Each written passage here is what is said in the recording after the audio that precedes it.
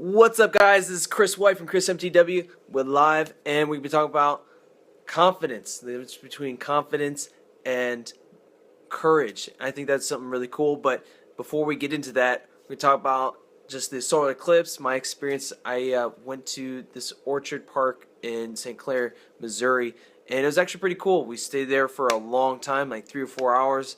Ran into some people, just chatted a bit, and then had friends come and meet us, and we just were chilling, kicking it, and just eating sandwiches. And then like soon it started to partial eclipse, and the partial eclipse was like all right. It wasn't really that special, but when it was totality, that was when it was actually really interesting because it's something you don't get to see anywhere else on TV. I saw it both on TV, on pictures, and in real life. And in real life, just the experience is totally unique because the temperature drops, the light is it's like it's dusk, it's about to hit evening right by 7:30, 7:45 before sundown, and it was just a really cool experience just to see just something blocking the sun. I've never seen that before. So if that's something rare and valuable to you, then you'll get a kick out of it. I really suggest trying to catch the next one if you can. But yeah, so that was kind of my experience, and today we're gonna be talking about courage and versus confidence, and just what I've been learning about that. I've been trying to build up this series of the top 3 things I wish I was taught in school, which was building credibility, and then how to become an expert, and lastly, how to leverage your network effectively. And this ties in to leveraging your network effectively, because you can't never leverage your network effectively. You can't talk to people and make deals if you don't have confidence, if you don't have courage. And that's where most of wealth comes from. It's from other people who have wealth, and you come into possession. You come into control or influence over that. So I'm trying to learn this, so that's kind of why I'm kind of talking about this. It's just, I think it's fun to talk about, and whoever sees this, they get kind of they get to stand on top of my shoulders and get to go farther. So find for the day is this thing called Jiffy Says. It's actually really cool. I'm going to post it on my Facebook. You can make your own Jiffy, and it records. You just basically record a video, kind of like on Snapchat or Instagram. You just kind of hold the button, and then it records what you say, and then it puts it as words, as if it's in that app called Wordswag, and then it puts in the words like a Jiffy, and you can send it to people. And that's really cool if you want to add a personal touch to your audience, or whatever platform you're on, to make things interesting about your day, or just make something funny about inside joke. So that's the fun for the day. Now to get into what we're going to talk about, which is confidence versus courage, and just a few tips on just how to get courage, or no, confidence, and what that is. So I just going into building my network, going into my entrepreneur journey, just trying to approach businesses and show that, hey, you need to invest in this and invest in me, because part of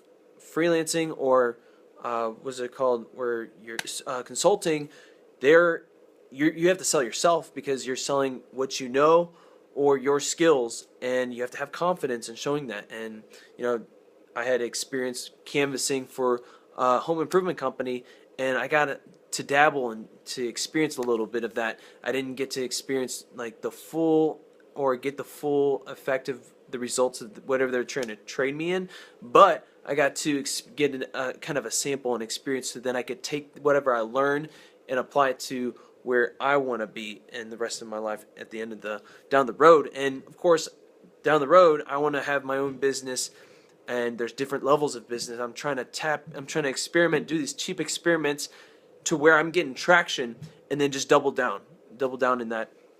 So we're going to start with Dan Pena. I've been following this guy, Dan Pena. He's the $50 billion man, and he's got some awesome podcasts. He's on YouTube. He has this awesome academy. They call it a boot camp, because he's compared to General Patton. He's very like hardcore. And in terms of like emotionally, he's really big on this emotional bank versus like your financial bank. And I don't know, I just kind of just started listening to him because he's got $50 billion. So if you have $50 billion, you gotta have confidence to be asking to charge that much, and I want to be able to be at that level.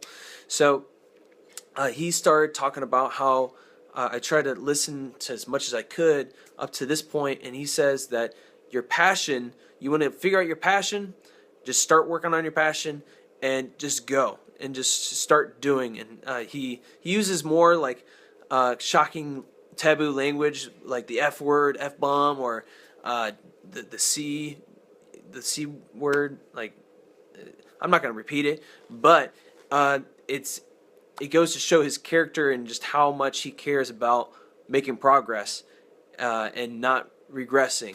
So I think that's really cool, and he says he's like conditioned himself to always be like that, and I think that's cool. Like I want to strive to that. Obviously, I'm trying to make sure I watch my life and what I believe and make sure they're in line. Obviously, because I've been on this hiatus of just trying to build this business, and I've gotten really focused on it. And from what Ecclesiastes says, I thought I needed to master like marketing or whatever I was going to do to become this, and then I realized that Ecclesiastes says that God doesn't really want you to master anything.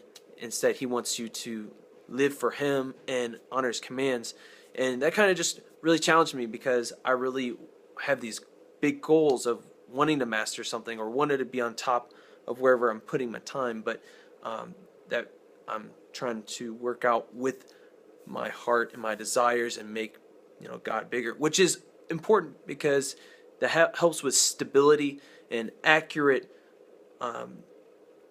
I guess unattachment, which is I think really important for stability and balance in your life. So we took something from Dan Pena. Now we're taking stuff from Blair Enns. So Blair Enns says that confidence is something that comes from multiple options. If you have multiple options, you're gonna be confident. You're gonna be kind of leaning back in your chair because you're like, oh, they're all coming to me. I don't need to stress out because I have all these options. And that's what I define as wealth, is you have tons of options. And then another thing he says it comes down to is strong belief. So now we're getting in a little bit into the Tony Robbins realm and just having strong belief, a lot of neuro-linguistic programming, NLP. So that definitely helps with it. I think people who have a lot of confidence maybe have a little bit of that wiring subconsciously, naturally. So I think that's really important. If you lack strong belief, then maybe you need to focus on that. If you don't, maybe if you do, then maybe you need to start getting options. Like I'm just trying to help eliminate what might be affecting you and your confidence if you don't have confidence. And not to say that I do. I'm just trying to help eliminate things. And then John Carlton's a copywriter. He made an interesting point that con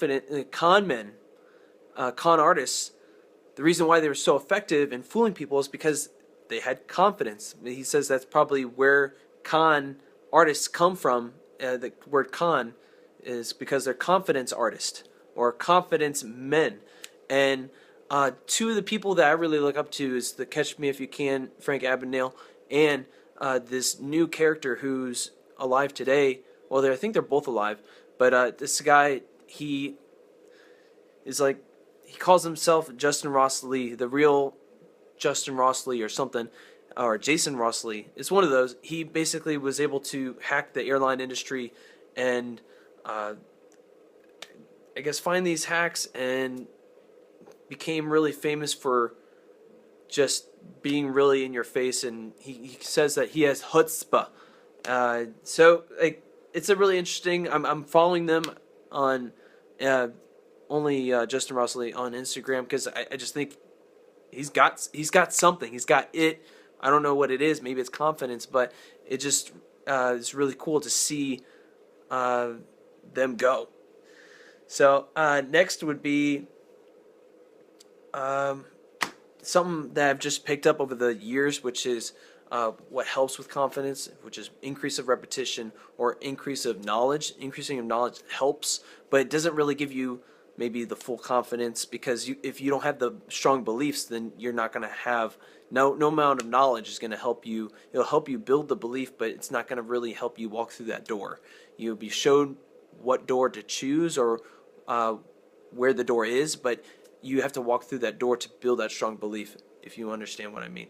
And then repetition, that's almost a little similar. You have to walk through the door multiple times to really believe that you can walk through the door, or can take the pressure of walking through the door, or take the pressure of understanding what's on the other side of the door. So I hope that kind of helps you understand it. And Tony Robbins had this phrase. I was watching his documentary on Netflix, and he says, if you stay in your head, you're dead. And I like that, because it affects your confidence if you're always in your head. Like if you're playing some kind of sport, and if you're going up for the shot, or if you're going up to the goal and you try to shoot, and you're like, oh, I gotta do this perfectly, and you're trying to walk yourself through it as you're doing the shot, you might be overthinking it, and you might put too much pressure or too less pressure as you go through that follow through of your shot, instead of just going on instinct and going. And if you stay in your head, you're dead. If you don't stay in your head and go more on instinct, you're more likely to just let it go. And of course, repetition helps with building that instinct. So hope you got something out of this. It's just something super short, just share my experience about the eclipse and just confidence versus courage. And then the difference between confidence and courage. Courage is something of just having fear and still doing it. And then confidence is maybe the assurance of yourself and your abilities to carry something through. So I think it's important to have both, because you're not always going to be confident, and those times you need to have courage, because there's always going to be something that scares you. If you're not doing something that scares you, you've been like almost, for an analogy, staying in your house the whole time, like not leaving. I'm trying to think of an analogy, but that's like the best I can come up with, is you're not challenging yourself. So try and challenge yourself every day. Do something you're scared of. That's what I took some with that with Dan Pena, whatever.